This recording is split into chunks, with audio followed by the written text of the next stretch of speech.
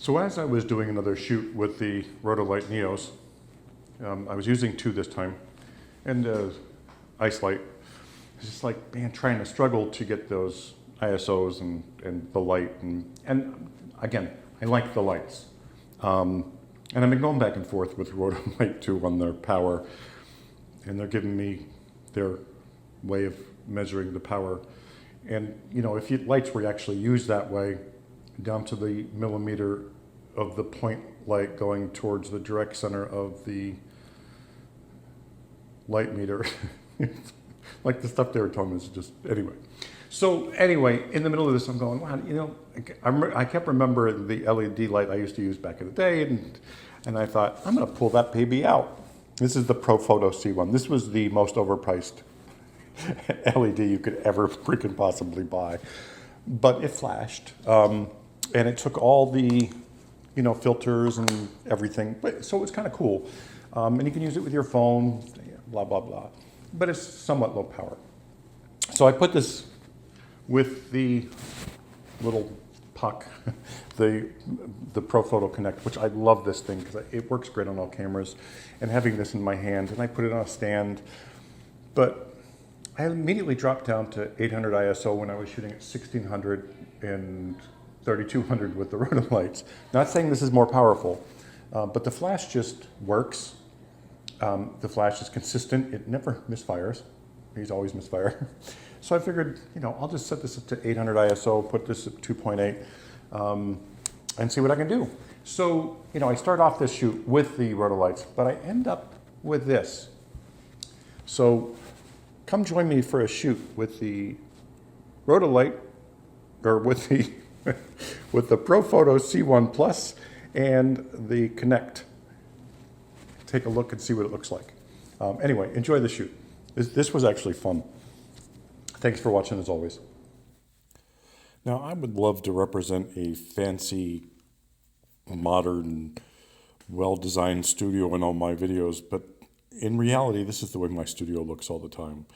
And lighting, you know, I have the two Rotolights to my left and two of the ice lights behind her, and I just didn't like the look. And, you know, believe me, I'm sure it was me. On top of that, I'm using that gray background behind her. I had a headshot earlier, so and then when she came in, she goes, "Oh, I want to try that with my outfits." She wanted the darker background. I just wasn't pulling it off, honestly. And you know, this is absorbing so much light. I have no reflectors up. It's just light to her, and it doesn't go anywhere else. There's no rhyme, no reason. Now, I moved one of the Neo 3s to the back so I can get a rim light on her and cover the backdrop at the same time. Then I have another one, you know, as a main and a nice light on the right side there. It's nothing special. It doesn't do anything for me. And again, I'm sure it was just me, but it just wasn't working. Now I just have one downlight on her. Not impressed at all. It's just... So I think it was more me in this shoot that was not into the Neo 3s at all. You know, the Rotolights just weren't doing it for me. And I just wanted to play and experiment, so I pulled out the old Profoto C1 Plus. Now, these sold new for $599, I think, when they first came out. Like, it was something outrageously expensive for a little LED that didn't have much power. But, you know, they were fun to use. Now, you know, fun to use would have been $129. You know, taking it up the kazoo is $599. Now I think if you can find them, they're, excuse me, marked down to $299 or something like that. But I have two of these, and I do use them. I actually used one of these for a wedding one time. I was invited to a wedding as a guest and said, you know, if you want to take pictures, go ahead. So I just took the little Fuji X Pro 3, the Connect for that, and this little light, and I shot the wedding with it. And the photos were beautiful, actually. I mean, really, really nice. Obviously, it doesn't have that much power.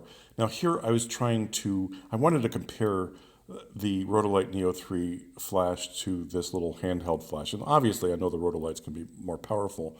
But the point here was I couldn't get the Rotolight to flash at all. It just stopped working again.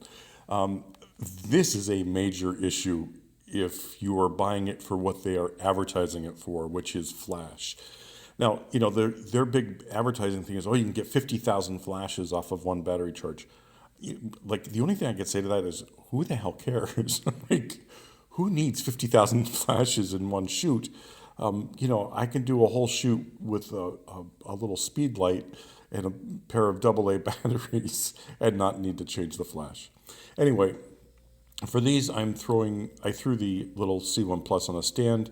There, I just put a warming gel on it, to warm the skin a little bit so it's not quite as bluish.